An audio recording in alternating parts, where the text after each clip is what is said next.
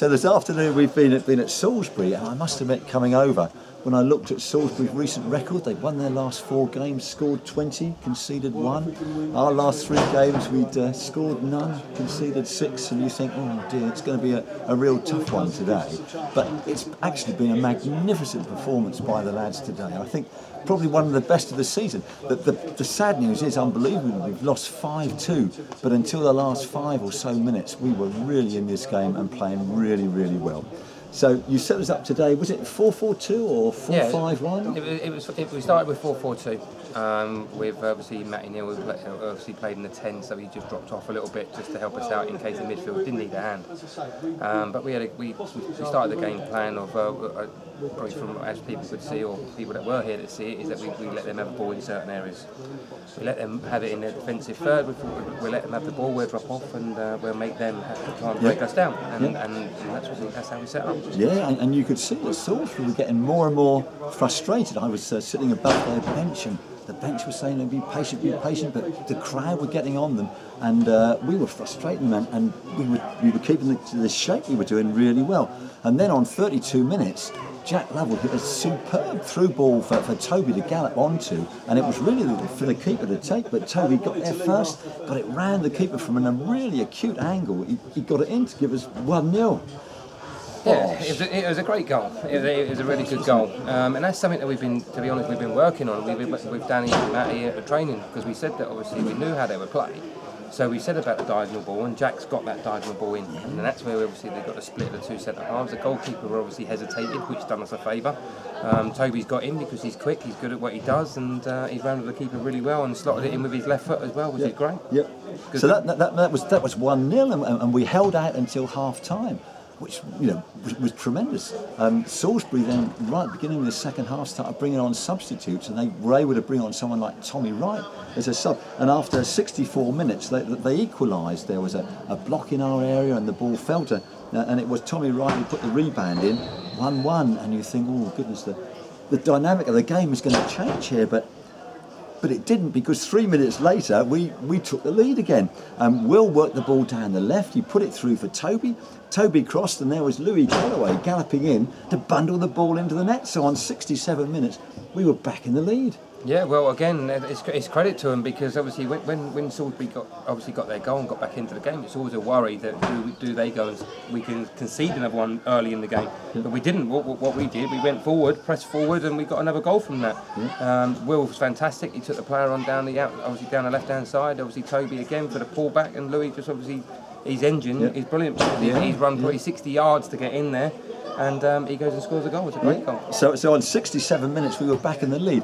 I must just mention Gerard, because I haven't said anything about his save. He pulled off a number of fantastic saves today. There was one free kick that he somehow got it was just going in just inside the top right hand corner, and he got up there and got that one. There was another one that was low down. He got that. His catching was terrific. His distribution was great. I thought he was having a magnificent game. Yeah, he did. And like I say, obviously the standout save for me was one earlier than the free kick, where he was blocked with his foot. I mean, he was going one way and blocked it with his foot, and he managed to put it around for a corner.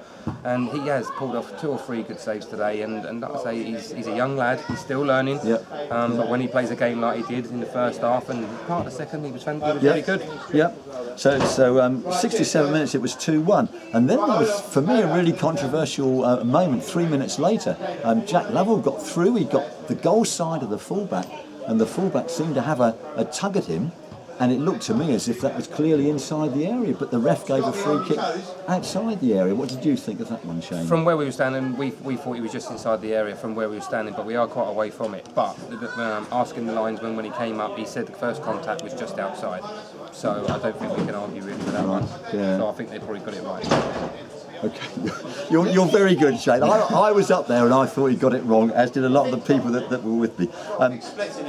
Then unfortunately on the 83rd minute, Salisbury equalised. They had a long throw, the ball came across, it was put back to Benson, and he stroked the ball in to make it 2-2.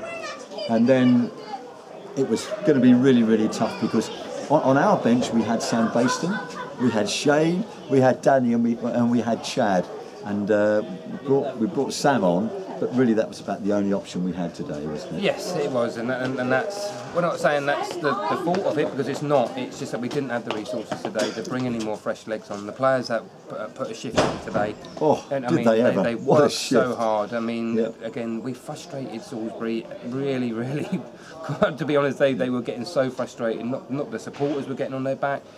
Their management from obviously getting on their back to obviously press, but and we done really well. We stopped them, and unfortunately they did get that third goal. Yeah, and Toby, as he always does, runs his socks off. But I thought today on this big pitch, he must have run for miles. Must have the London Marathon and back home again, I reckon. Yeah, to be honest, he does that every week, and he does put a shift in, and even sometimes it might be a lost cause, but he carries on, and he worked hard across the line today to try and obviously make them play certain ways that we wanted them to, and he did exactly what we wanted to do today. Yeah. So I just finish off the rest of the goals. So 83rd minute it was 2-2. 85th minute they scored again. O'Keefe got one that made it 2-3. 5 minutes later, Stokes brought the guy down. It looked to me as if it was just outside the area, but speaking to James, he thought it might have been just inside. But the bloke had kicked the ball away. There was no way he was going to. But the ref gave a penalty, and they scored that. And then Benson got another one late on. So they scored 4 of their goals in sort of the last 7 minutes plus added on time, which was really, really harsh today, wasn't it? Yeah, it's harsh. I don't. The scoreline flatters them, to be honest, because we didn't deserve that. No. We didn't deserve that sort of beating. But again, me and Danny just been talking to him in there, and we said we cannot fault their efforts today. We can't fault any player. They stuck to the game plan. They worked their socks off. We created chances. We had them on the ropes, and to be honest, it did work for what we wanted to do. But unfortunately, it sounds a lot worse than what it should have been. Yeah. So, we've lost 5-2, but actually it was a terrific performance. I thought all across the pitch, terrific. Ben Walker was wonderful as well. I thought the lads really did well. The 11 that were out there, fantastic. So do say well done to them. I'm sure they must be gutted, but what a terrific performance. Yeah, they're all gutted in there. They are, and we've just been talking to them about little mistakes. That's all it is, little mistakes, unfortunately. But that comes down with tiredness, because they were sort of on their sort of last legs. But they were, weren't they? Yeah, because they put such a shift in, and that's what happened. And did I see you and Danny tossing a coin to see the loser was going to come on if we needed another sub when James was injured? Yeah, well, again, it was a bit of a worrying moment, but to be honest, again, me or Danny or Chad, it would have been one of us, and I'm sure one of us would have gone in there and done a job like the rest of them, to be honest.